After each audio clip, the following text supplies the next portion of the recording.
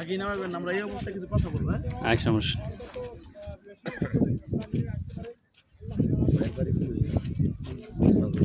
ওই পাশটা একটু নিয়ে আমাদের একটু ভিডিও করো। ওই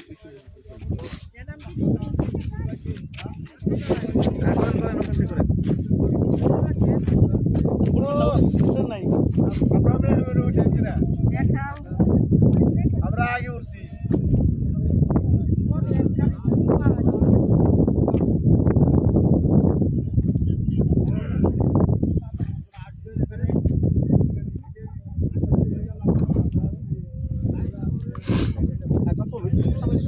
নিতেছিলাম ওই দিক নিয়ে পরে বললাম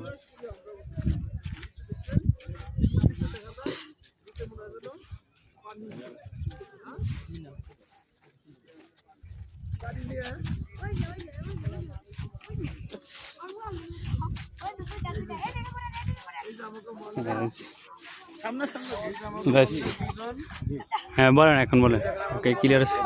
আসসালামু আলাইকুম ওয়া রাহমাতুল্লাহি ওয়া বারাকাতুহু। প্রাকৃতিক অসম্ভব সুন্দর জায়গা তাইফ। এখানে আল্লাহ রাব্বুল আলামিনের রাসূল দোয়া করেছিলেন, এই তাইফের জন্য দোয়া করেছিলেন।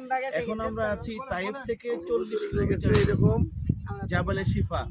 এই জাবালে শিফা ভূপৃষ্ঠ থেকে প্রায় 4000 ফিট বা 6000 ফিট উপরে একটি পাহাড়, যেখানে মেঘের রাজ্যকে, যেটাকে মেঘের রাজ্য বলা হয়।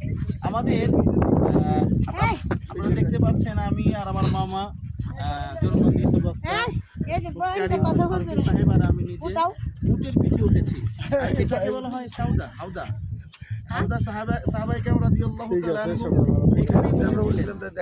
আর এটাকে এই উটকে বলা হয় মরুভূমির জাহাজ।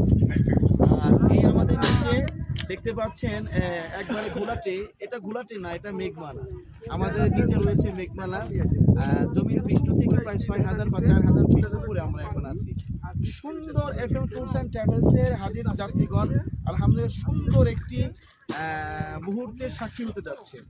আপনিও হতে পারেন, আপনিও আসতে পারেন। আপনারা আমাদের সাথে যোগাযোগ করবেন।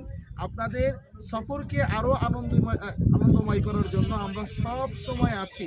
FM ট্যুরস অ্যান্ড ট্রাভেলস আপনাদের সাথে সব সময় নিয়োজিত রয়েছে। আলহামদুলিল্লাহ আপনারা সব সময় আসবেন এবং কি আমাদের জন্য দোয়া করবেন। এই উটের পিঠে ওঠাটা আসলে এর মজাটা কেমন লাগে ভাষায় প্রকাশ করার মতো না। কুরআন শরীফের ভিতরে এই উটের ব্যাপারে আল্লাহ রাব্বুল আলামিন আয়াত নাযিল করে দিয়েছেন। আর এখানে যে আমি আর মামা বসেছি, এই উটের হাউদাটা সাহাবায়ে কেরাম রাদিয়াল্লাহু তাআলা আনহুদের যানবাহন ছিলেন।